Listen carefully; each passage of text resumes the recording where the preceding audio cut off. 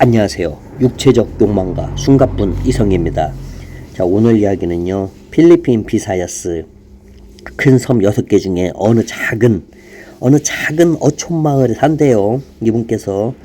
근데 이분이 거기를 여행을 갔는데 가자마자 며칠 있다가 엄청 큰 태풍이 왔었대요.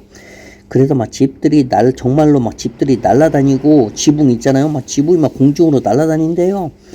그리고 막 오토바이 다 쓰러지고, 막 전선, 전기줄, 막 나무, 말도 막 그러면 진짜 재난이죠. 재난 영화 보는 것 같은 그 정도였대. 본인도 무서워가지고 막 덜덜덜 떨었대요. 자, 그래서 어쨌든 이제 막 길은 진흙투성이죠. 그런 작은 어촌 마을에서 태어난 23살 이 안젤라라는 여자가 있대요. 근데 이 여자는 그 마을에서 태어나가지고 평생 동안 제대로 된 운동화를 신어본 적이 없다, 그거예요. 아침마다 오염된 강물로 얼굴을 씻고 남은 쌀로 가족 7명 죽을 끓이는 게 그녀의 일상이래요. 그러니까 막 동생들은 언니 나 학교 가고 싶어, 막 동생들과 배고파. 아시죠? 또 부모님은 항상 빚에 짓눌러 가족을 위해서라면 가족을 위해. 이게 필리핀의 전형적인 이런 모습이 많아요. 참 가슴이 아프죠. 그럼 한국은 모두 다 부자만 있냐? 안 그렇죠. 우리 한국도 가난한 사람도 많죠. 그런데 이제 비교를 하자면 너무 가난한 사람들이 필리핀에 많으니까 안타깝게, 우리 또 가난이란 것도 또 어느 정도의 또 그런 차이가 있잖아요. 여기는 너무 가난해. 우리는 그냥 가난하면은 그래도 새끼네 이렇게 저렇게 먹을 수도 있어. 또 도와주는 사람도 있어. 여기는 새끼 먹기가 아니라 한 끼 먹기도 힘든 경우도 많으니까요. 어쨌든 이렇게 이제 운명처럼 그 남자가 나타났습니다. 그 남자란 바로 49살 한국 남자 이 준 형님이 한국에서 철물점을 했었대. 아버지가 철물점을 했더니 본인도 따라서 철물점을 했어요. 막 철물점에 온갖들 막 쇳덩이부터 해가지고 뭐 수도꼭지, 밸브, 뭐 또 파이프, 아시죠? 안 파는 거 다 철물점에. 근데 그 일을 물려받았어요. 아버지가 있었을 땐 본인이 도와줬고 그때는 몰랐대요. 이게 정말 멘붕이 오는 일이구나. 그래서 멘붕이 와가지고 너무 힘들어가지고 필리핀에 아버지한테 말하고 잠깐만 쉬고 온다고 하고 아버지한테 조금만 해달라고 하고 필리핀 튀었어요. 이게 이분이 그래서 솔직히 쉬고 한국으로 돌아가고 싶었지만은 막상 필리핀에 왔더니 이게 휴가가 아니라 튄 거다. 돌아가기가 너무 싫은 거예요. 차라리 아버지가 그 철물점을 다른 사람한테 팔았으면 좋겠다, 그런 마음이 굴뚝 같았대요. 아무튼 이 작은 어촌 마을에 왔는데 막 태풍이 불었잖아요. 그래서 이제 바깥에 나가서 막 사진 찍을 게 엄청 많죠. 본인 취미가 사진 찍는 건데 막 이것저것 막 찍고 있는데 저기 한쪽에서 이 구호단체인가 무슨 태풍 피해 복구 그걸 돕는 봉사활동에 참여하게 된 거예요, 사진 찍다가. 근데 거기에서 이제 물을 나르고 아이들에게 빵 나눠주는 이 필리핀 그 현지인들, 그 지역 사람들 몇 명 있는데 거기에서 이제 미소를 갖고 일을 하는 여성을 딱 본 거예요. 근데 그 여성 이름이 안젤라야. 그래서 하이, 그러니까 여자도 하이, 나는 한국에서 온 준이야. 난 안젤라야. 딱 여기까지 하고 부끄러워가지고 둘 다 부끄러워가지고 대화가 끝. 그래서 이제 봉사활동 하고 이제 거기에다가 이제 게스트하우스에서 머물면서 막 사진 찍을 게 엄청 많죠. 왜냐면 태풍이 이게 피해를 한 번에 다 정리할 수 없으니까. 그래서 막 이게 사진 찍고 다니는데 그 봉사팀들은 또 다른 지역으로 갔어요. 왜냐면 태풍 피해 받은 데가 너무 많기 때문에 이제 소소한 것들은 여기 지역 사람들이 어쩔 수 없이 해야 한다고. 그러니까 이 준 형님은 남아서 혼자 이제 사진 찍으면서 이제 도와줬죠. 그러니까 동네 사람들은 생각에 다 갔는데 이 한국에 하나만 안 갔으니까 뭔가 좀 신기하게 쳐다봤죠. 근데 이제 안젤라는 그 한국 사람들이 아니라 이 한국 사람 이 형님이 고맙지만은 약간 이제 조심스러웠대요. 뭐냐면은 불안불안하죠. 이 지역에 다들 알다시피 코피노 있죠? 코피노. 한국 남자나 결혼을 한국 남자가 또 도망가고 좀 이런 사건들이 좀 있나 봐요. 그래가지고 약간 의심의 눈초리 있죠? 의심에 왜 다 갔는데 너는 안 갔어? 그렇다고 그 다 간 사람들이 한국 사람은 아니에요. 예. 자, 너는 왜 다 팀들은 갔는데 왜 너는 안 갔을까? 이제 약간 이런 눈초리로 자기를 봤다 그거야. 그런데 본인이 진심으로 막 사람들 도와주면서 그러다가 본인도 손이 막 그 철판이라고 지붕 같은 거 아시죠? 거기에 손 베가지고 거기에 붕대로 붙이고 약 바르고 그러면서 도와주는 그런 모습을 보고 이 안젤라라는 여성이 점점점 마음을 여는 거죠. 아, 야가 그런 스타일, 그런 캐릭터가 아닐 수도 있겠구나. 그러면서 이제 둘이 연락처를 받으면서 이 지역에 대해서 가이드 역할도 또 해주고, 왜냐 먹고 살 게 없으니까 이렇게 가이드 역할 해주면은 그래도 한국 분께서 고맙다고 돈도 좀 주고, 그럼 그 돈으로 집에 가서 아이들 또 동생들 밥 사주고 그러잖아요. 예.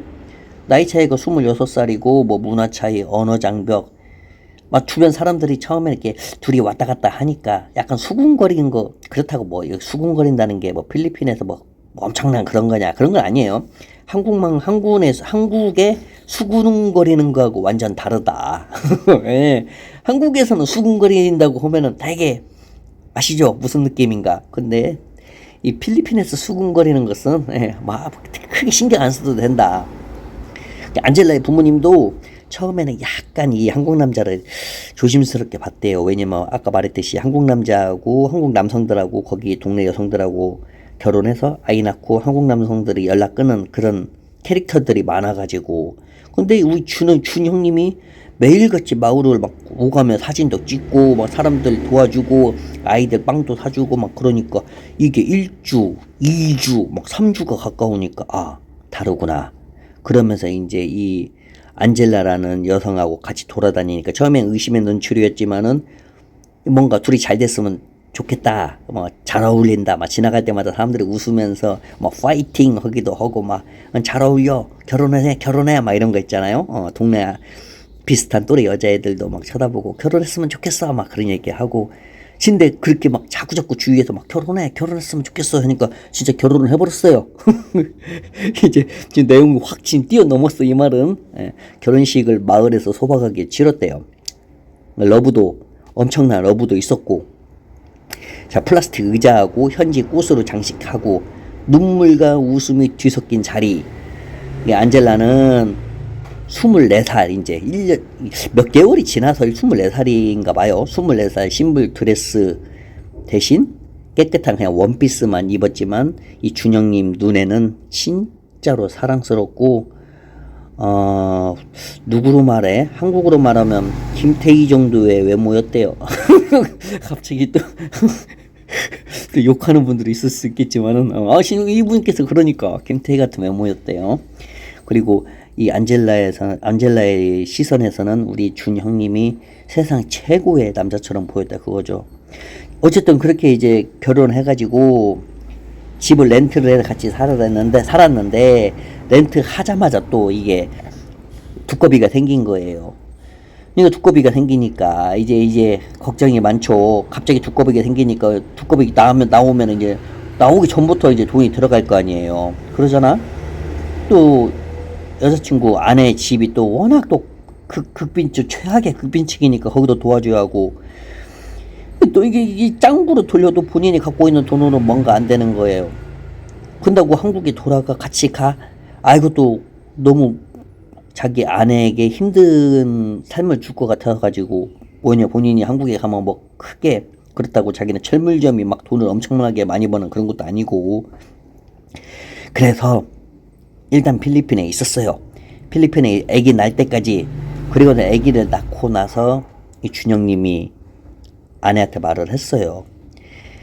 1년만 내가 한국에 갔다 온다. 그러니까 깜짝 놀랐죠. 왜냐면 그 예전에 그 한국에 1년만 갔다 온다. 그 캐릭터들이 갑자기 생각나는 거야. 자기 친구들이.